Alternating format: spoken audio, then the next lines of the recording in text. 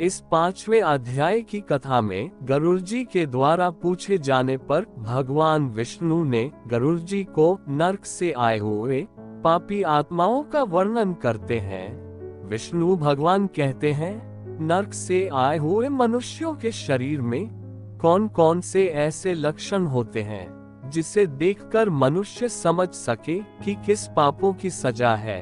मनुष्य उन पापों को करने से अपने आप को बचाएगा। अनजाने में मनुष्यों से ऐसे पाप हो जाते हैं जिसका उन्हें पता नहीं होता है। तो चलिए इस वीडियो के माध्यम से हम लोग जानने की कोशिश करते हैं कि विष्णु भगवान ने क्या बताया है नरक से आए हुए लोगों के विषय में। इस वीडियो को पूरा देखिए, तभी आपको पता चलेगा कि विष्णु भगवान ने गरुड़ जी से क्या कहा है।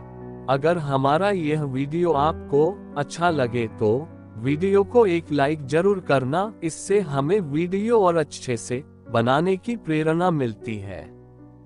और हमारे इस चैनल को सब्सक्राइब भी कर ले, जिससे हमारे आने वाले और वीडियो का नोटिफिकेशन आपको सबसे पहले मिलता रहे।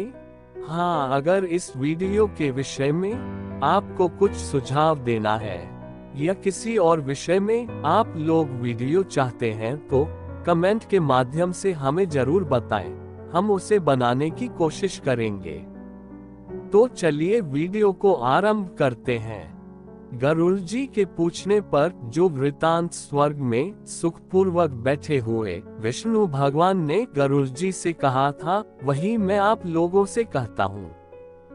श्री गरुड़ जी ने कहा, हे प्रभु, जिन जिन पापों के करने से जो जो चिन्ह होते हैं और जिन जिन योनियों में जाते हैं वह सब मुझसे कहे। श्री भगवान ने कहा, नरक से लौटकर आए हुए पापी लोग जिन पापों से जिन जिन योनियों में जाते हैं और जिस पाप से उन्हें जो चिन्ह रहता है वो सब मैं तुमसे कहता हूँ, सुनो।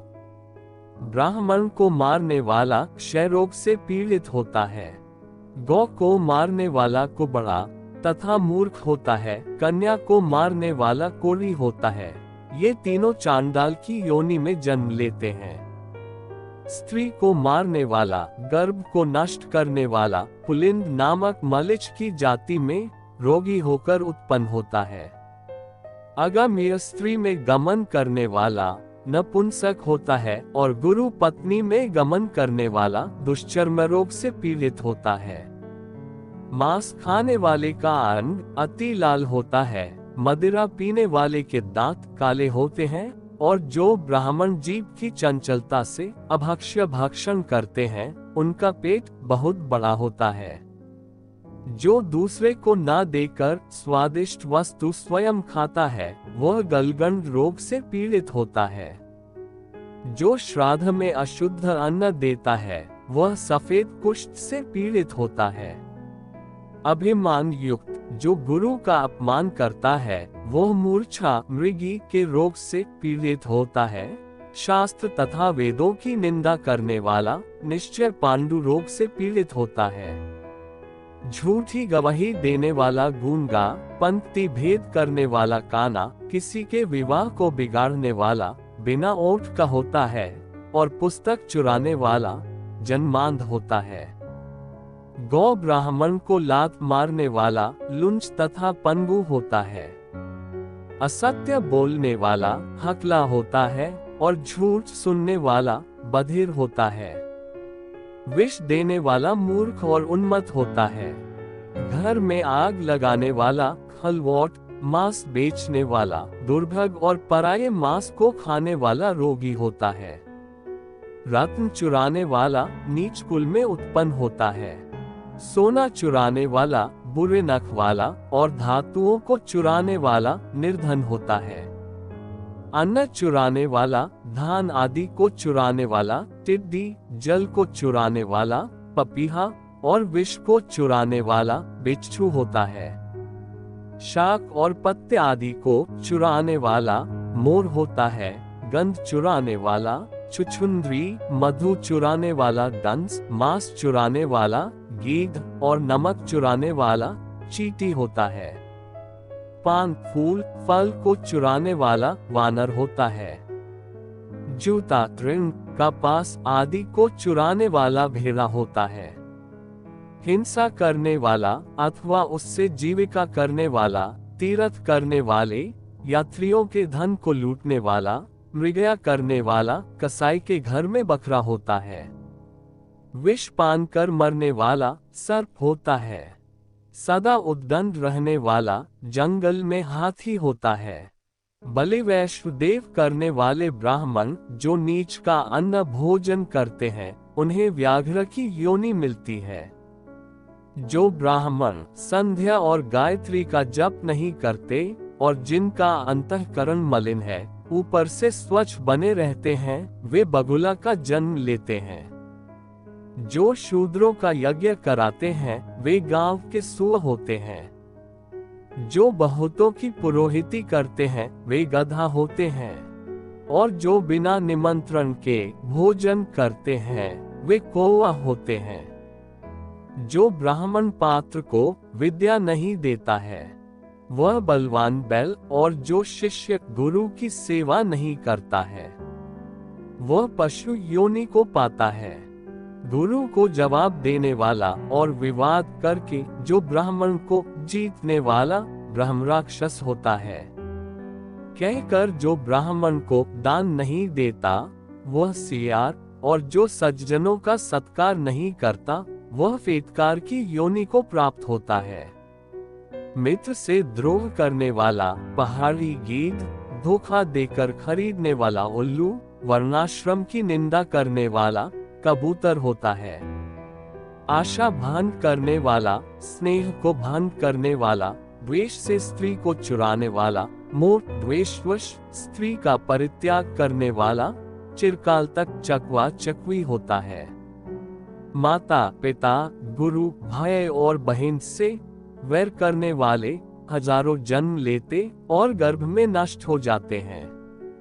सास को गाली देने वाली, जो नित्य कलह करने वाली और अपने पति को धिक्कारने वाली ढीठ होती है।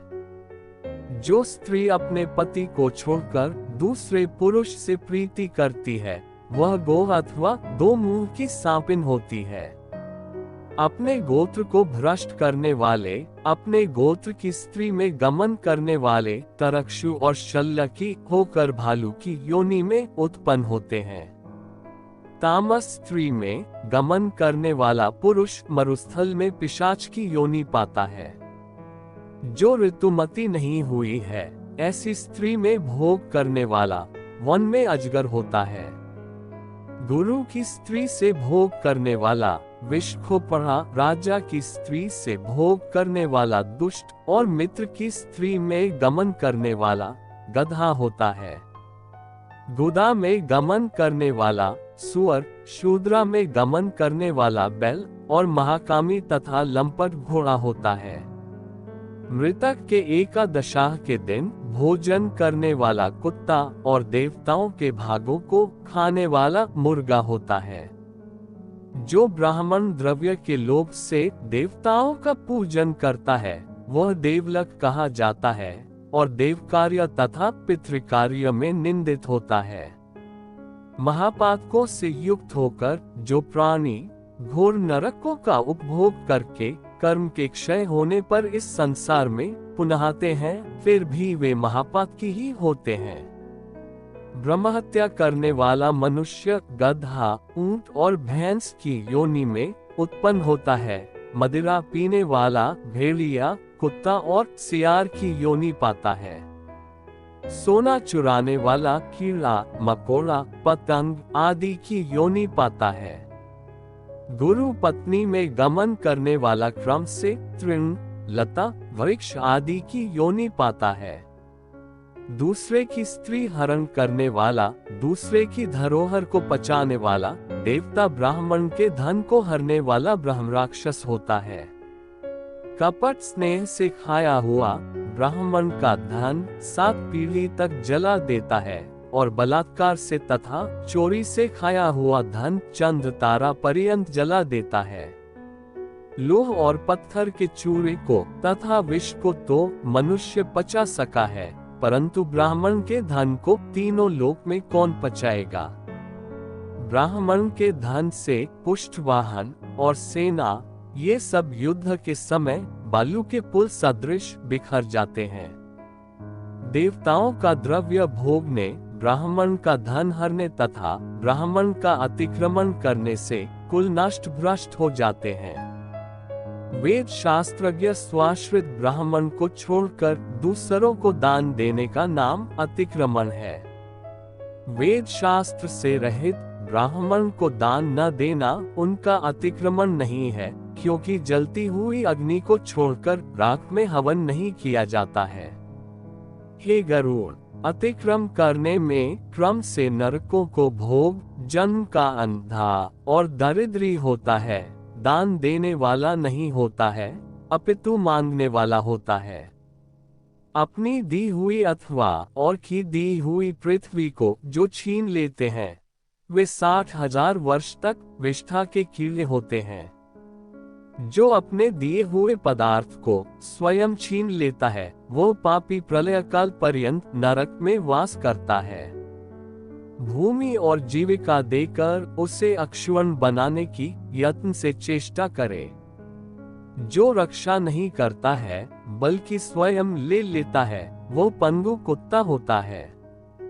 ब्राह्मण की जीविका करने में लाख गौ देने का पुण्य होता है, और ब्राह्मण की जीविका हर लेने से मरकट, कुत्ता और बंदर होता है। हे गरुड़, उपर्युक्त कहे हुए ये सब चिन्ह और योनियां अपने कर्म द्वारा प्राप्त हैं, जो देहधारियों में दिखाई देती है। इस प्रकार बुरे कर्म के करने वाले नरकों की यातना भोग कर शेष पापों से उपर्युक्त योनियों में जन्म लेते हैं। इसके पश्चात हजारों जन्म में पशु पक्षी आदि तिर्यक योनि को प्राप्त होकर भारवाहक पशु की देह जैसे ऊंट, बैल, गधा आदि होते हैं। उसके पश्चात वर्षा, शीत, घाम से उत्पन्न हुए पक्षियों के दुख को भोगने पर जब जीवों का शुभाशुभ कर्म फल समाप्त हो जाता है, तब मनुष्य देह पाते हैं। ये जीव स्त्री पुरुष के प्रसंग से गर्भ में जीव होकर क्रमशः बढ़ता हुआ गर्भ से लेकर मरण पर्यंत दुख पाकर फिर मर जाता है। सभी शरीरधारियों का जन्म और विनाश होता है। 4 प्रकार के भूत ग्रामो अंश, स्वेदज, उद्भिज और जरायुज का इस प्रकार चक्र चला करता है। मनुष्य जीव मेरी माया से घटी यंत्र के समान भ्रमण करते हैं। कर्मजाल में बंधे हुए जीव कभी मर्त्यलोक में और कभी नरक में जाते हैं। अदेय वस्तुओं के दान करने से लोग दरिद्री होते हैं और दरिद्री होने से पाप करते हैं तथा पाप के प्रभाव से नरक में जाते हैं। इस प्रकार बारंबार दरिद्र और पापी होते हैं। किए हुए शुभ अशुभ कर्मों का फल अवश्य ही भोगना पड़ता है। बिना भोगे लाखों कल्पों तक कर्म फल क्षीण नहीं होता। आशा है कि आप लोगों को इस वीडियो में वह सब जानकारी मिल गई होगी कि मनुष्य कौन कौन से अपराध करने से बचे, नहीं तो नरक की कठिन यातना भोगने के बाद मृत्यु लोक में बचा हुआ पाप नाना योनियों में जन्म लेकर पूरा करना पड़ता है। इसी के साथ वीडियो को समाप्त करते हैं। धन्यवाद।